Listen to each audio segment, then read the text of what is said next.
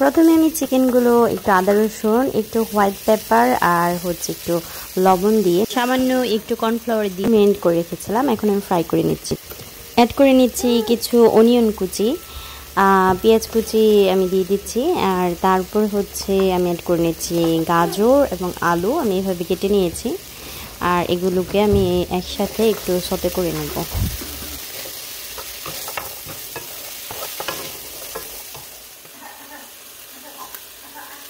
সামান্য একটু হলুদ গুঁড়ো অ্যাড করে নেব, জাস্ট কালারটা যেন আসে।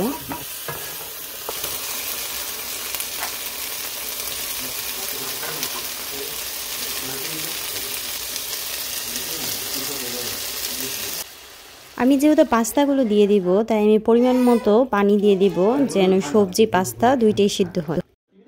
আমি ইউজ করছি বেবি শেল। আমি চিকেন ব্রথ পাউডার 2 চামচ অ্যাড করে নেব। সো বেবি শেলগুলো পুরোপুরি সিদ্ধ হওয়ার পরে আপনার লবণটা চেক করে তারপর নামিয়ে নেবেন। তৈরি হয়ে গেল মজাদার নুডল চিকেন স্যুপ।